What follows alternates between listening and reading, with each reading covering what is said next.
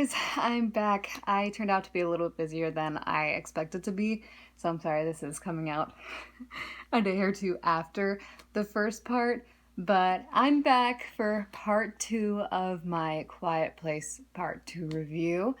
Um, so last video I left you off kind of talking about the concept of humanity having gone insane and them that just interesting concept that they brought into in the second movie.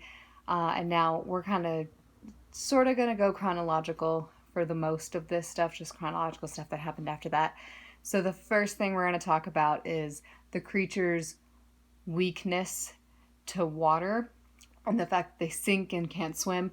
I know that there are some people, my father, who kind of thought that was out of nowhere and didn't make sense, and how did people not find out about it?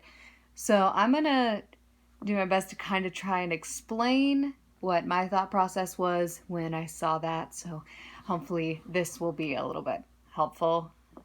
If it's not, I tried. So basically, I'm thinking we're following one particular family through this entire thing, so we don't necessarily know that no one else found out about it. All we know is this one family didn't find out about it, and there are several factors that I think play into that.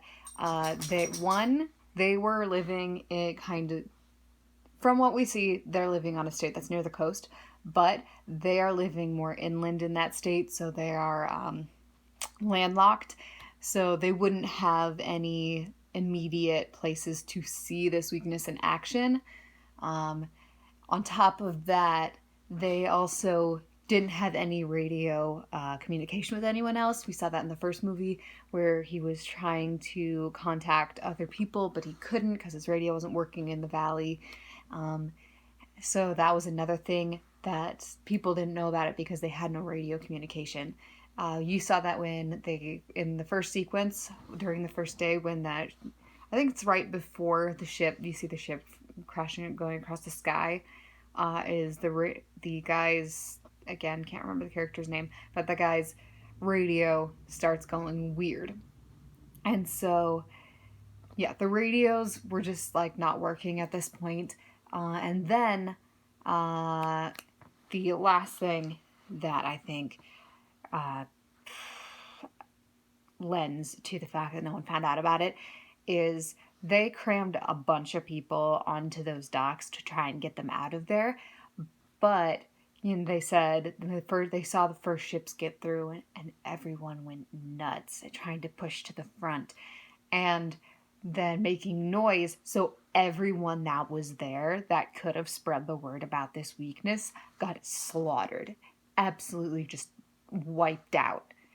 Which, oh, I'm sorry. My brain imagines this. So I have lots of fun things going through my head right now.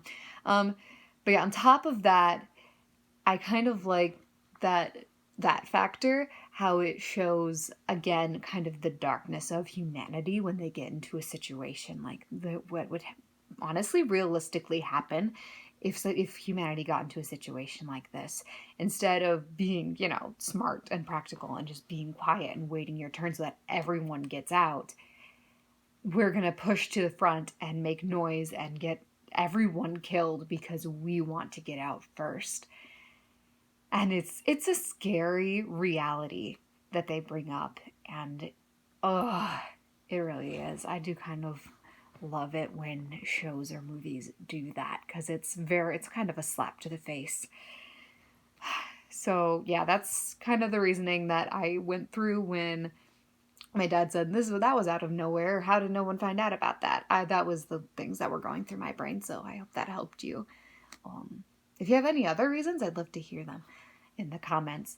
The next thing we're going to talk about is the island, because that was a huge part of the entire plot line here, was they were getting this message, the singular song from this island, as that was a safe haven.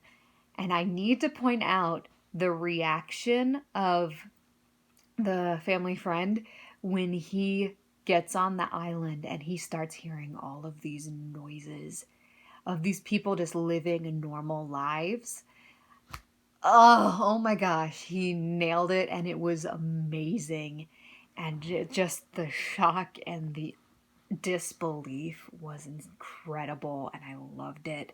And then, of course, because we can't have a happy ending, the one boat shows up that has one of the monsters on it.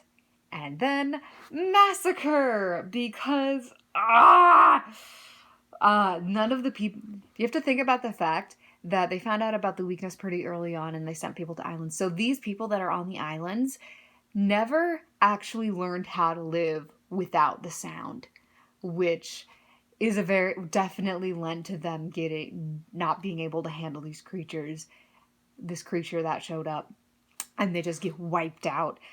Oh, yeah, I'm sorry. The detail in this movie is insane and I love it.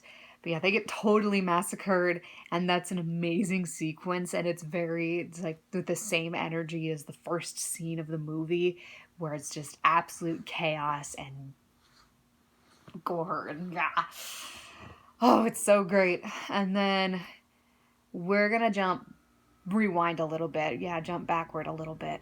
Because this one had, the stereotypical horror movie idiot scene. And I will cut the kid, Marcus, the son, some slack because he is a kid. But he's alone. He is, I think, trying to find a high spot to use binoculars to see if his mom's coming back, I think was what was happening. And he sees the family friend's room. And keep in mind, earlier in the movie, he talked about his wife dying. And so obviously, Marcus's first thought is, let's explore his room. What do you think he found? Duh, the corpse of his wife. And he freaks out, which lures a monster to the warehouse, which triggers a whole thing. He traps himself in an airtight container and almost suffocates himself and his little brother. And then their mom has a great scene where she blows up an oxygen tank to start the dang it, like the sprinklers for fires. Sorry, to start those so that she has a louder noise so that she can get away. There was so much great stuff in this movie. I cannot pack it all into these two videos. So yeah, they had the stereotypical horror movie idiot scene, but it's fine. I'll cut the kid some slack. He's a kid.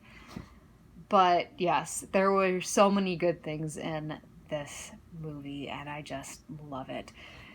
So, if you guys think I missed anything big, or there's just something you want me to talk about or give my opinion on, or maybe even explain, I would be happy to do that. Maybe even add a part 3 to this.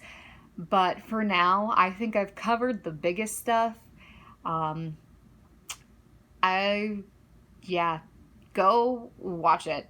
It is so good. If you're here and watching all the way through it, you've probably seen it already. Go watch it again. Because it's so great. It's amazing and I love it and I cannot get enough of this.